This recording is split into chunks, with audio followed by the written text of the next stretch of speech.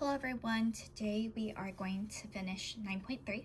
We last left off learning the law of sines, where we were looking specifically at the cases where you're given two angles and a side and two angles and the included side. The angle side case and the angle side angle case gives you exactly one triangle. We're going to look at the side angle case today, which may give you one triangle, no triangles, or two possible triangles. Page 488 in your textbook gives you this little table that describes the conditions for those three cases. If you're given the measures of the side lengths of A, B, and you know the measurement of angle A, where the height of the triangle can be determined by this formula B times sine of A, there are 6 cases for us to look at, 2 obtuse cases and 4 acute cases. When the angle that you're given is obtuse, angle A, if the side length of A is greater than or equal to B, then there's no triangle. However, if the side length A is greater than B, there's one triangle that is possible. When your angle is acute, there's 4 cases to look at. If the height of the triangle is greater than the side length of A, there's no triangle. When the height of the triangle is equal to A, there's one triangle.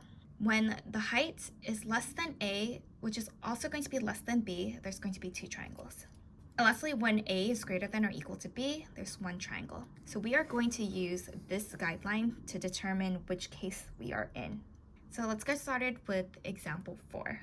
In example 4, we're asked to solve the triangle where we're given 2 side lengths of the triangle and an angle. We know that the measurement of angle A is 115. The side length of A is 20 and the side length of B is 11. Since A is greater than B, and the angle A is obtuse, there's one possible triangle. And now we are going to use the law of sines to find the measurement of angle B. This gives me sine of 115 over 20 is equal to sine of B over 11. And now we are going to solve for B. Let's cross multiply. And I get that sine of B is equal to 11 times sine of 115 divided by 20, which tells you that the sine of B should be 0.498. Now we have to find the measurement of angle B. So what we're going to use is the inverse sine ratio to find the measurement of angle B.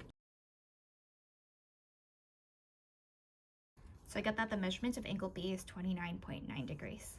Now let's find the measurement of angle C. This gives you 35.1. And now we're going to use law of sines to find the side length of C. So sine of angle C over C is equal to sine of angle A over A. And this gives me that C is equal to 20 times sine of 35.1 divided by sine of 115. This gives me that C is 12.7. And there's my answer. Measurement of angle B is 29.9, measurement of angle C is 35.1, and C has a length of 12.7. Let's do this one more time. Let's do monitoring progress number 9. For monitoring progress 9, we know that the measurement of angle B is 63 degrees. A has a measurement of 7 and B has a measurement of 12. Here we are in a case where the measurement of the angle that you're given is acute. Now what's slightly different about this one compared to the problem that we did previously is that we are given the measurement of angle B instead of measurement of angle A. So when we're looking at the chart, we have to switch the A and the B around. So this is where B is going to become A and A is going to be our B.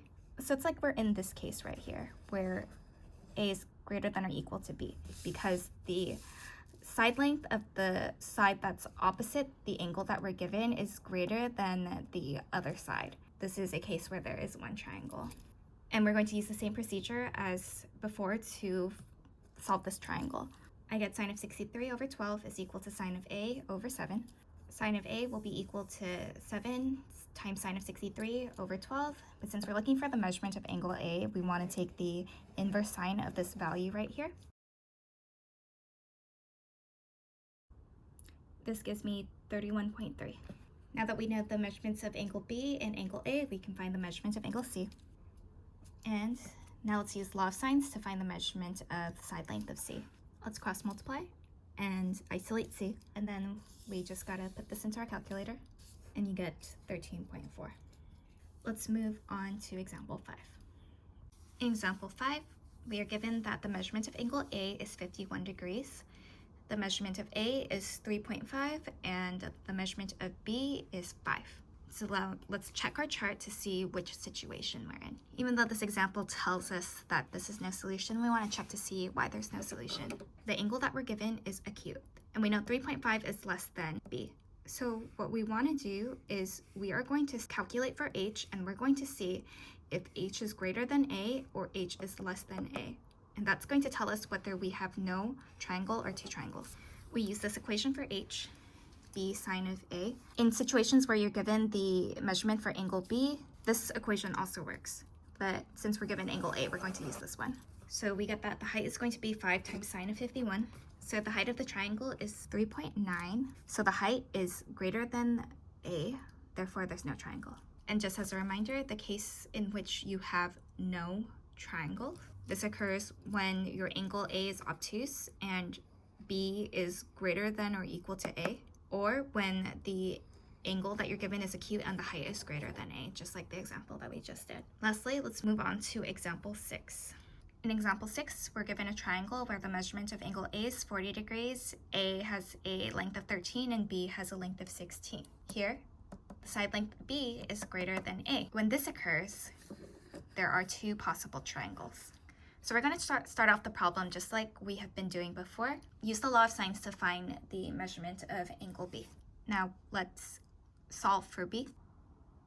Sine of B is going to be equal to 0.791. And now let's use the inverse of sine to figure out what the measurement of the angle is going to be. And I get 52.3. Now here is where it gets weird. So the sine of an angle and the sine of its supplement, they're going to be equal. So notice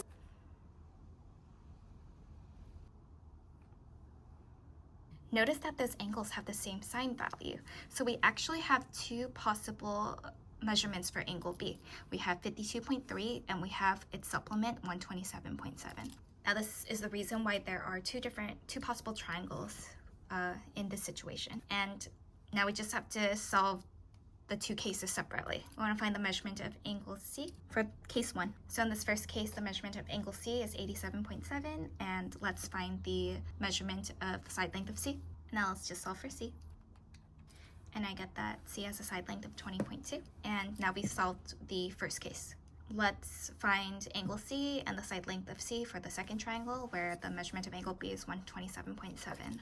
In this case, measurement of angle C is going to be 12.3. Using the law of sines, I get this equation, and now I'm just going to solve for C. And I get that C has a length of 4.3. So when you're given the case with two solutions, when you find your angle B or the other angle, just take the supplement of it, and that's going to give you the second possible triangle. Now, that's it for our lesson for today. Please let me know if you have any questions. I hope you have a wonderful day, and take care.